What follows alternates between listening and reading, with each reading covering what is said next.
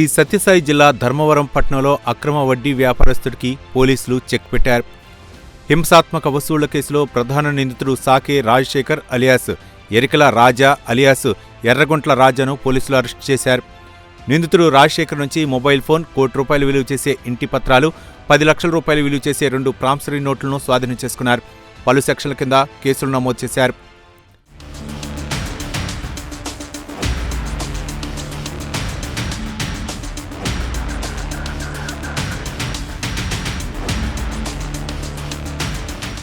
శ్రీ సత్యసాయి జిల్లా ధర్మవరం పట్టణం పరిసర ప్రాంతాల్లో సాకే రాజశేఖర్ అక్రమ వడ్డీ వ్యాపారం చేస్తున్నాడు.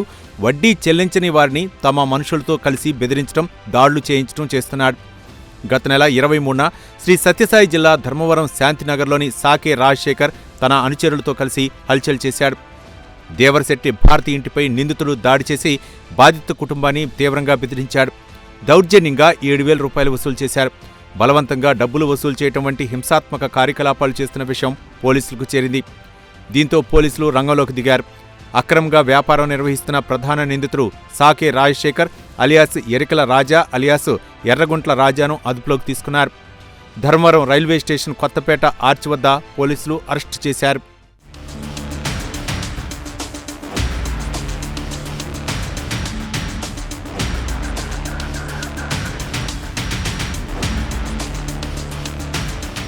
సాకే రాజశేఖర్పై ఇప్పటికే పలు మర్డర్ మరియు వడ్డీ వ్యాపార దాడుల కేసులు నమోదయ్యాయి. అతనిపై రౌడీ షీట్ నెంబర్ 731A కొనసాగుతోంది. ధర్మవరం పట్టణంతో పాటు పెనుకొండలో కూడా అతనిపై అనేక క్రిమినల్ కేసులు ఉన్నాయి. వడ్డీ వ్యాపారం కేసులో ఇదివరకే కొంతమంది ముద్దాయిల్ని అరెస్ట్ చేసి రిమాండ్కు తరలించారు పోలీసులు. అక్రమ వడ్డీ వ్యాపారం, దాడులు, బెదిరింపులు, హింసాత్మక ఘటనలకి పాల్పడే వారిపై కఠిన చర్యలు తప్పవని పోలీసులు హెచ్చరిస్తున్నారు. వడ్డీ వ్యాపారులు తమ వైఖరి మార్చుకోకుంటే రౌడీ షీట్స్ ఓపెన్ చేయడం జరుగుతుందని వార్నింగ్ ఇచ్చారు. అదేవిధంగా తదుపరి చర్యగా పీడీ యాక్ట్, జిల్లా బహిష్కరణ కూడా చేయడం జరుగుతుందని ధర్మవరం ఎస్డిపిఓ హెచ్చరించారు. ₹10 అక్రమ వడ్డీ కేసుకు సంబంధించిన అరెస్ట్ వివరాలు మీకు తెలియజేయడానికి ఈ ప్రెస్ మీట్ పెట్టడం జరిగింది. సుమారు 20 రోజుల క్రితం 20-25 డేస్ అగో ఒక వీడియో మనకి చాలా వైరల్ అవుతుంది. ఆ వీడియోలోని మనకేం కనిపిస్తుందంటే, ఈ అధిక వడ్డీ వసూలు చేసే వ్యక్తులు ఎవరైతే ఉన్నారో వాళ్ళు ఒక ఫ్యామిలీని బాగా హెరాస్ చేస్తున్నప్పుడు కొంతమంది ఆ వీడియో తీసి దాన్ని మనకి వైరల్ చేసి చిన్నపిల్లలు ఏడుస్తూ చాలా ఇబ్బందికరంగా కనిపించే ఆ వీడియో మనకి వైరల్ అవుతుంది. ఆ వీడియో మనకి తెలిసిన వెంటనే, మనకి సమాచారం వచ్చిన వెంటనే ప్రాథమిక విచారణ మేరకు మనం కేసు రిజిస్టర్ చేశాము. అండర్ క్రైమ్ నంబర్ 142/2025 ఈ కేసు రిజిస్టర్ చేయడం ఇమీడియట్గా జరిగింది. కేసుకు సంబంధించిన నిందితులను చాలా వరకు అరెస్ట్ చేశాము, ఎక్సెప్ట్ 1 పర్సన్.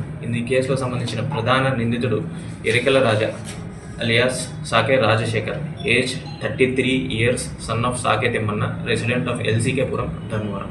ఈ వ్యక్తి ఆ టైంలో ఈ అరెస్టులని, ఈ రిమాండ్లని చూసి భయపడి పారిపోతాడు. సో ఈ విషయంలో ఇంకొంచెం గట్టిగా దర్యాప్తు చేసి, ఇన్వెస్టిగేషన్ ఇంకొంచెం ముమ్మరంగా చేసి ఇతన్ని ట్రాప్ చేసి ఇప్పుడు మనము కొత్తపేట ఆర్చ్ దగ్గర ఇతన్ని అరెస్ట్ చేయడం జరిగింది. ఇతనికి ప్రీవియస్గా కూడా క్రిమినల్ నేపథ్యం ఉన్నది. మర్డర్ కేసులో ఉన్నాడు. వడ్డీ వ్యాపారాలకు సంబంధించిన కేసుల్లో కూడా ఇతని మీద కేసెస్ ఆల్రెడీ బుక్ అయి ఉన్నాయి. ఇతని మీద మనం కానీ చూసుకుంటే ఒక రౌడీ షీట్ కూడా ఉంది. Rowdy sheet 31A rowdy sheet కూడా ఇతని మీద ఉందండి. సో ఈ కేసుకు సంబంధించిన ఈ ప్రధాన నిందితుడిని మనం అరెస్ట్ అయితే చేశాము.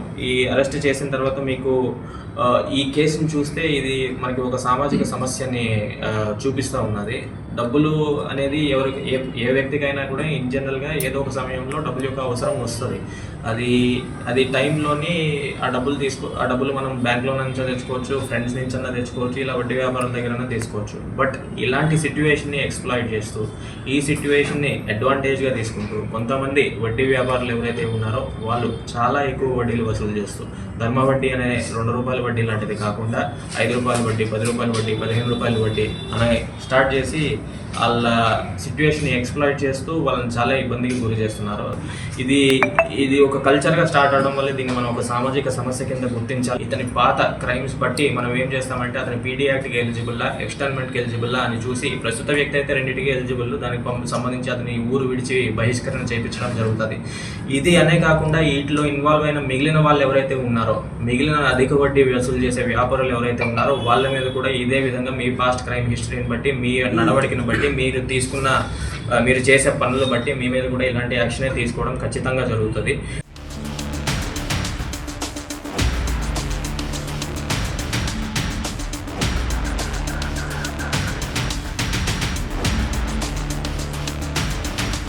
ఈ తరహా అక్రమ వడ్డీ వ్యాపారం, వేధింపులు, దౌర్జన్యాలు ఎదుర్కొన్న ఏవైనా బాధితులు ఉంటే నిరభ్యంతరంగా ధర్మవరం పోలీసులను సంప్రదించి ఫిర్యాదు చేయవచ్చని స్పష్టం చేశారు పోలీసులు. మీ వివరాలను గోప్యంగా ఉంచి మీకు ఎటువంటి ఇబ్బంది కలగకుండా పూర్తి రక్షణ కల్పిస్తామని పోలీసులు భరోసా ఇచ్చారు. ప్రజలకి ఒక విన్నపం నేను తెలియజేయాలనుకుంటున్నాను. ఈ అధిక వడ్డీ అనేది ముందు నుంచి ఉన్నా కూడా ఇప్పుడు కూడా ప్రజలు బయటకు వచ్చి చెప్పడం మొదలుపెట్టినారు. దానికి సంబంధించి ఎప్పుడైతే మాకు ఇన్ఫర్మేషన్ వచ్చిందో లాస్ట్ ఫ్యూ మంత్స్లో కేసెస్ రిజిస్టర్ అయితే చేశాం. కానీ ఇప్పుడు ఈ స్టెప్ మేము తీసుకున్న తర్వాత మీరు ఇంకొంచెం ముందుకు వచ్చి వీటికి సంబంధించిన ప్రాబ్లమ్స్ మీకు ఏవైతే ఉన్నాయో ఖచ్చితంగా పోలీసు వాళ్ళకి తెలియజేయాలని మీకు విజ్ఞప్తి చెప్పుకుంటున్నాను. మీ ఇన్ఫర్మేషన్ కానీ మీ ఐడెంటిటీ కానీ ఖచ్చితంగా గోప్యంగా ఉంచుతాము. ఈ ప్రాబ్లం ఏదైతే ఉందో అధిక వడ్డీ 10 రూపీస్ వడ్డీ ప్రాబ్లం ఏదైతే ఉందో ఇది ఖచ్చితంగా సాల్వ్ చేసి జీరో చేస్తాము ధర్మవరం సబ్ డివిజన్లో కానీ సత్యసాయి జిల్లాలో అని చెప్పుకుంటున్నాం. నమస్తే.